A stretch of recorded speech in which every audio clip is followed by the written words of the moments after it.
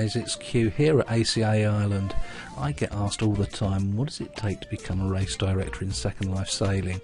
Well, this video should show you the very basics of what you need to know about the race line, the wind setter, and we'll have a couple of races, or a couple of starts at least, and we'll go through the process there and then.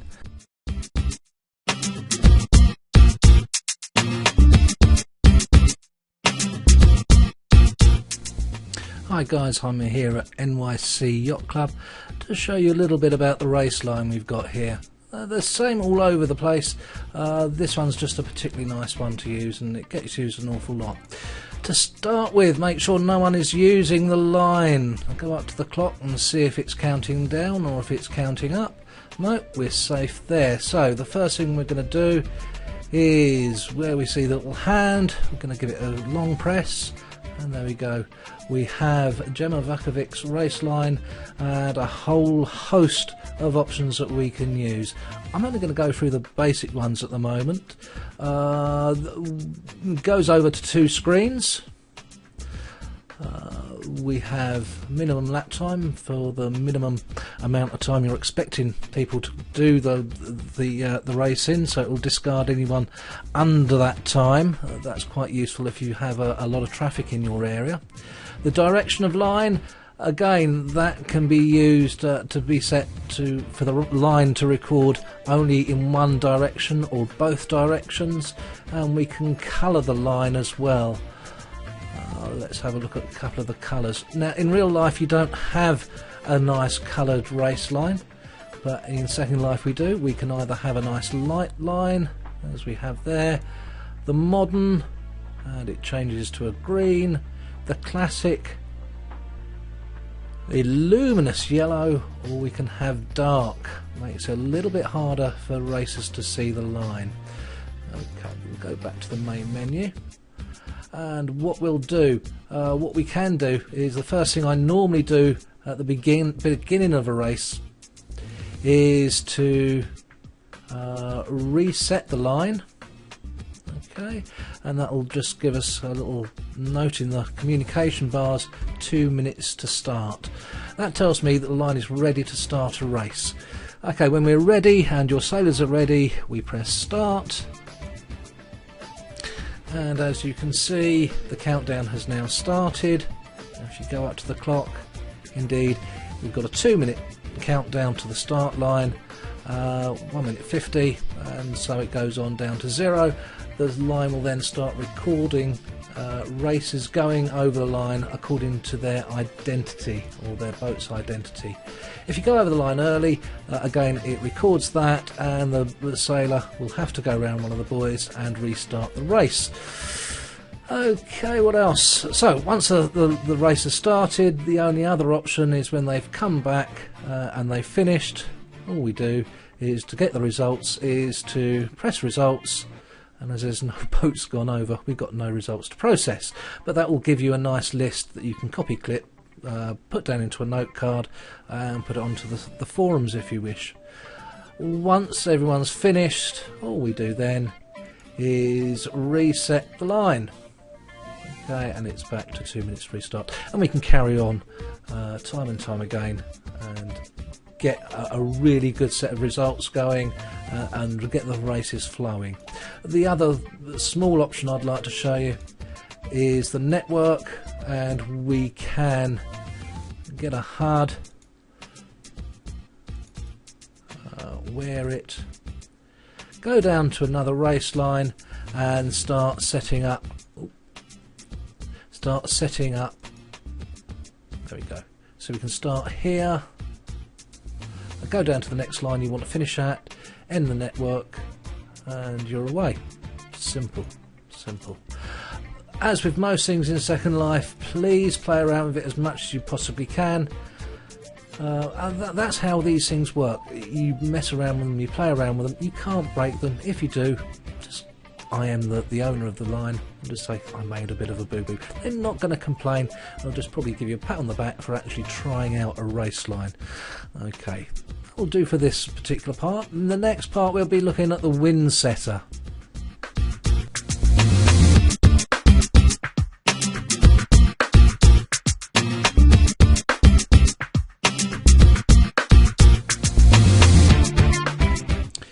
section we're going to be looking at the WWC wind setter. I have set up on my little dock here a mock-up of a line, and we can see normally there's a green buoy and a red buoy, and normally we have the wind coming straight down towards us on the line, because our first mark should be up at the one end, so we have to tack up to the first mark. Not always the case, of course, but we'll normally see at one end of the buoys, or one end or the other of the buoys, an object that looks rather like this. Now this is a real sized wind setter, so it looks rather large compared to our model of the water. They're really very easy to set up, and all we've got to do is give it a long click,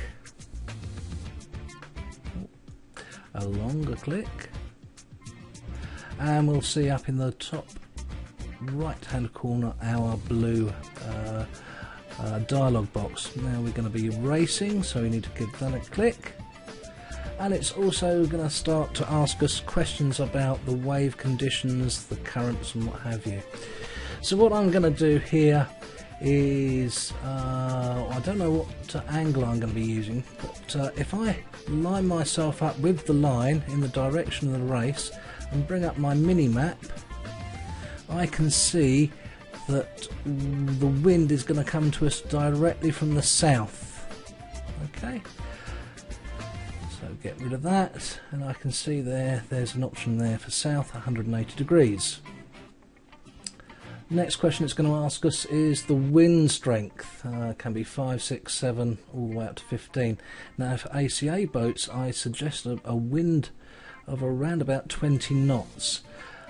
Flying Fizzes normally like it around about 7, 8 knots, maybe a bit more, but I want it to be around about 20 knots. So in my dialog box I'm going to write in here /0 20. Okay. Step 4 is looking for the wave height. As I say, normally like to have the wave height around about 0.5. There we go. Step 5 is the current direction. Now this will have a huge effect on the boats, dependent on the direction of the current. If we have it coming down towards us, then tacking up will be a little bit slower, whereas the run will be a lot faster. We can also have a current running side to side. That will be quite useful for more tactical races. So I'm going to have it on this tide. Let's have a look at my mini map again. I'm going to have it coming to me from the east.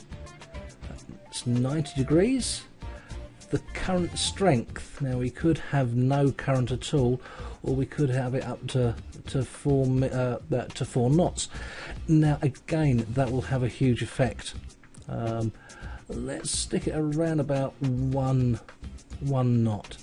So if you can imagine, if we're sailing in a line towards the current, it will slow us down. If we were sailing away and tacking away, it will make us go faster.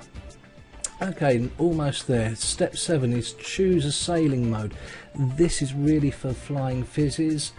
I normally stick it on competition, and this last stage will say, or ask me if I want to transmit or broadcast parameters. That means any boat sailing anywhere near here will be asked if they want to pick up these particular winds and be part of this particular competition. Okay, that's step 3, and we can ignore that one. So really, that's all there is to the wind setter.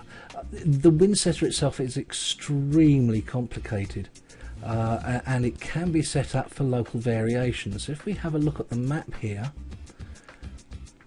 in fact let's have a look at the mini map, we can see if we had an island in this area, for example, we might expect, if the wind's coming straight down towards us, that on the lee side of the island there'd be a wind shadow, and in fact we can set up the WWC to give us a wind shadow. We can localize wind where we need it. We can also set it to for the depth of water will have an effect on the wave height itself. So another interesting factor that we could put into a WWC wind setter. This particular one was made by Moth Girl, who made the fizz, did some incredible work, and the sailing physics she's put into Second Life are second to none. I think we all owe Moth Girl a huge debt of gratitude. What we also can do with this wind setter, if we go into edit, get my legs out of the way, if we go into edit, into content, we can also see we can add note cards. I could add a note card in here that's got preloaded instructions, and all I'd need to do is to type into the chat bar use quirky, and my note card that would be in here would set up that race line without me having to go through all that faffing about and set the line up to my name or to my settings. Normally you'll find there's about 7 or 8 settings in there, and a good way to find out what the settings are is to give them a double click. Oh no, that's the wrong one.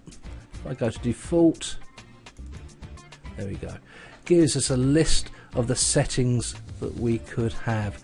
So in here the wind direction is 0 coming from north, the speed is 15 with gusts up to 10, and there's an awful lot here that we can change, and this is where you put your changes for local variances. Really quite nice and simple to use, again can be fettled around with as much as you like, but that's a WWC wind changer. Okay, that's the first of the videos out the way where we looked at both the wind setter and the line. In the second video I'm going to be looking at the race director's duties in a real race. We're going to be running one of my Friday night races, and we'll see how it all comes together. That should be fun. I'll see you then.